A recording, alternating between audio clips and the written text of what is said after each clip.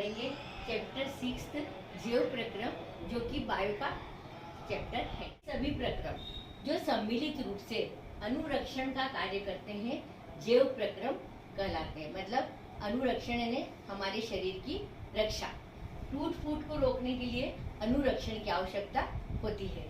हमारे शरीर को ऊर्जा भोजन से मिलती है। उस ऊर्जा का उपयोग हम विभिन्न कार्यों को करने के लिए करते हैं। पोषण, अब पोषण किसे कहते हैं? ऊर्जा के स्रोत जैसे भोजन जो हम शरीर के अंदर लेते हैं वह पोषण कहलाता है। श्वसन, श्वसन यानी कि हम बोलचाल की भाषा में सांस लेना।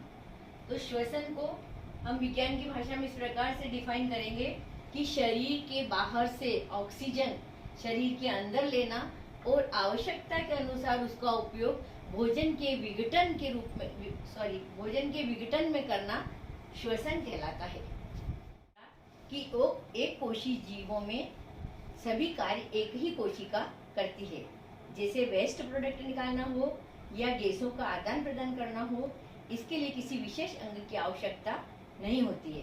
परंतु जैसे जैसे हमारा शरीर के बढ़ता है या शरीर का आकार बढ़ता है, तो साधारण विसरण के द्वारा कोशिकाओं की सभी आवश्यकताओं की पूर्ति नहीं हो सकती है।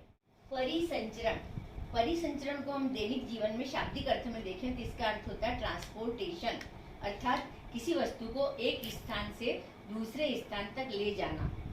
इसको परिसंचरण, परिवहन या ट्रांसपोर्टेशन कहते हैं। अब इसको हम विज्ञान में भोजन के अंतर्गत लेते हैं, तो परिसंचरण हम किसको कहेंगे? भोजन का अंतर्ग्रहण, मतलब भोजन को ग्रहण करना ऊतकों का कार्य होता है। और भोजन को जो अंतर्ग्रहण होता है कुछ विशेष ऊतकों के द्वारा होता है। परंतु भोजन की आवश्यकता तो पूरे शरीर को होती है। कुछ विशेष ऊतकों ने भोजन को ग्रहण कर लिया, परंतु शरीर के विभिन्न भागों तक इस भोजन को पहुंचाना जरूरी होता है। तो भोजन की आवश्यकता शरीर के सभी अंगों को होती है और भोजन और ऑक्सीजन को एक स्थान से दूसरे स्थान तक ले जाने वाले तंत्र को परिसंचरण तंत्र कहते हैं।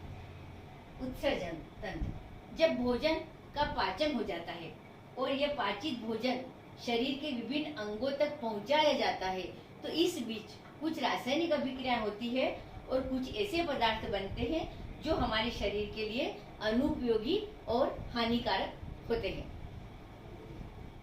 हमारे शरीर में जो अनुपयोगी और हानिकारक पदार्थ होते हैं उनको शरीर से बाहर निकालना जरूरी होता है। ऐसा प्रक्रम जो अनुपयोगी और हानिकारक पदार्थों को शरीर से बाहर निकालता है उसे उत्सर्जन कहते हैं। पोषण, हमें विभिन्न कार्यों को करने के लिए ऊर्जा की आवश्यकता होती है। ऊर्जा का स्रोत जो हम खाते हैं वो या जो पदार्थ हम खाते हैं, ये भोजन, ये ऊर्जा के स्रोत होते हैं। अर्थात भोजन से हमारे शरीर को पोषण मिलता है। हमने देखा है कि कुपोषण और सुपोषण, हमारे शरीर को अच्छा पोषण मिलता है तो हमारा शरीर स्वस्थ रहता है। कुपोषित बच्चों के बारे में भी सुना होगा आपने। जिन बच्चों को पर्याप्त मात्रा में पोषण नहीं होता है वे कुपोषणता के शिकार हो जाते हैं। यानी कि जिस उम्र में जितने विटामिन मिनरल्स इनकी आवश्यकता होती है वो उन बच्चों को नहीं मिल पाती है, तो वो कुपोषण के शिकार हो जाते हैं। जीवों द्वारा भोजन प्राप्त करना, सभी जीवों को कार्य करने के लिए ऊर्जा की आवश्यकता होती है। कुछ जीव अकार्बनिक स्रोतों से कार्बन डाइऑक्साइड व जल के रूप में सरल पदार्थ प्राप्त करते हैं।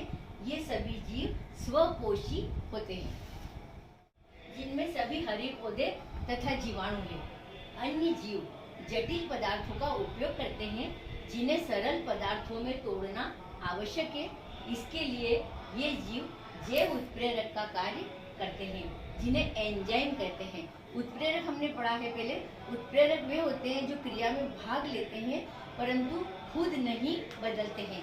दो प्रकार के उत्प्रेरक पढ़े हमने, धनात्मक उत्प्रेरक और ऋणात्मक उत्प्रेरक। धनात्मक उत्प्रेरक वे होते हैं जो क्रिया की गति को बढ़ा देते हैं और ऋणात्मक उत्प्रेरक वे होते हैं जो क्रिया की गति को घटा देते हैं परंतु स्वयं अपरिवर्तित रहते हैं।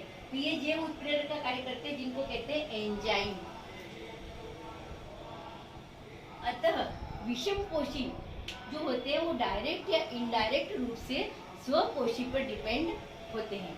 अब हम देखेंगे जैसे जंतु तथा कवक। अब हम देखेंगे स्वपोषी पोषण। स्वपोषी मतलब खुद अपना भोजन बनाना।